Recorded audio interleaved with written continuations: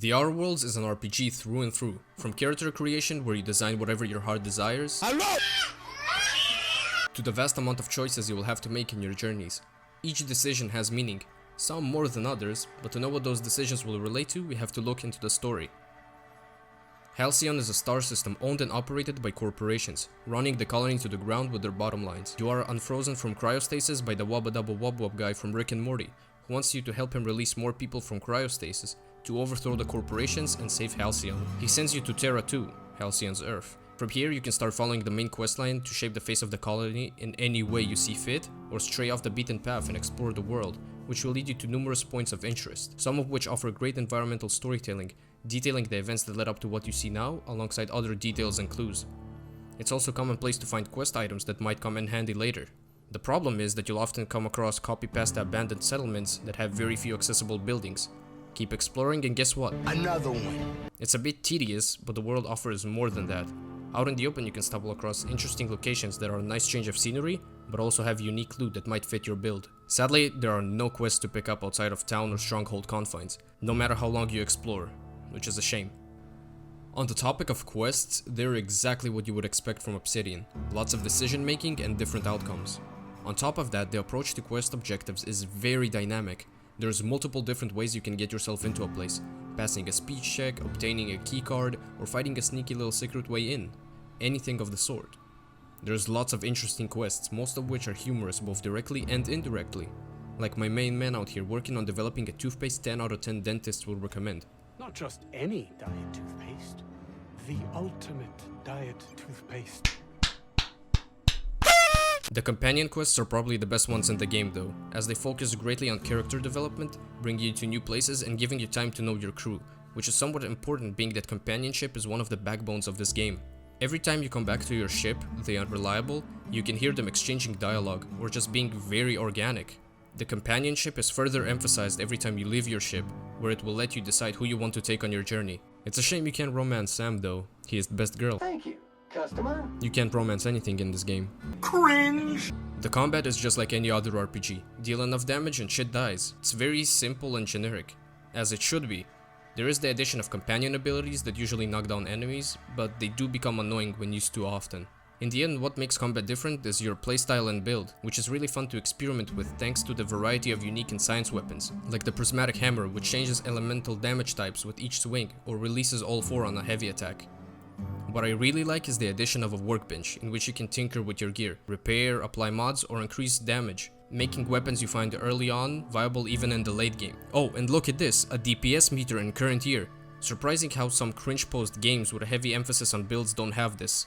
Now I have to compare the quality of life changes to Fallout New Vegas. Number 1. Talking to your companions is no longer necessary to give them better gear, change their behavior settings, and make them carry your junk. It's all done through tabs in your inventory, where you can also give them perks. You can also control companions' actions with keybinds, just a simple button press to make them go somewhere or focus fire on a specific target. Number 2. Equipping faction armor to better fit in locations where you're not welcome is replaced with a far superior system.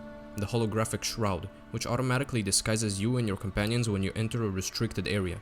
Assuming you have the fitting ID cartridge, that is.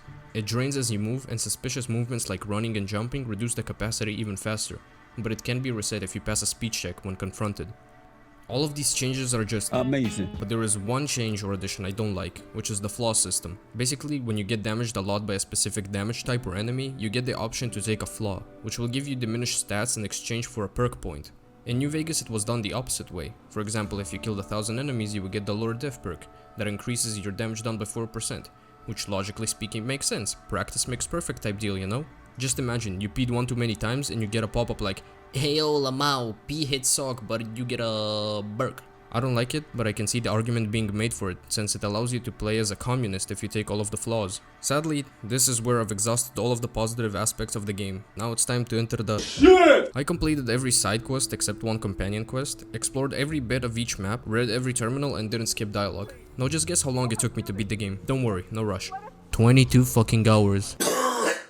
Bruh, this ain't even funny. You can see a total of 7 planets/areas when you're using the space travel device thingy, but you can only visit 3. Well, actually it's 4, but the 4th one is exclusive to the final story quest, which is a point of no return, meaning you can't continue the game after completing it. Why is this, Obsidian? 3 playable planets/areas wouldn't be a problem if one of those 3 wasn't just a pea-sized filler. Skilla is a really nice change of scenery with a beautiful skybox, but the only times you visit it is from free side quests found on different planets, which are completed in no more than 5 minutes each. Additionally, the lack of gravity changes throughout all the planets is slightly disappointing, specifically on Skilla though, since there's clearly meteors hovering over it. The worlds are static. In cities, towns, or whatever you want to call them, you will find NPCs that might squirt out a line of dialogue occasionally. They're probably too tired from standing in the same place for the entirety of the game. Outside of towns, however, you won't see any NPCs patrolling or corpses that set you out on an investigation. It's pretty barren with the exception of one quest on the outskirts of Stellar Bay and rarely a trader. Lastly, I want to end on a high note. The game gives you complete freedom to create your own pacing. You can kill everything and anything to get what you need. You can comply with quest giver requests or even twist it against them. This game design allows for a lot of replay value. Be it short or extended, there's still a reason to try the game in a different way. The Outer Worlds is a fantastic yet shallow game. It has absurd amounts of potential to be a staple in the RPG genre, if not the game of the genre, but everything outside of narrative and decision making is shallow. Almost as shallow as Borderlands, and that's not really a good look for Obsidian. I do believe further installments will add depth and hopefully a lot of length because the game is shockingly short. All in all, the game launched as a complete product and is definitely worth a try if you're into RPGs. If I had to give this game a numerical rating, it would be something like 7.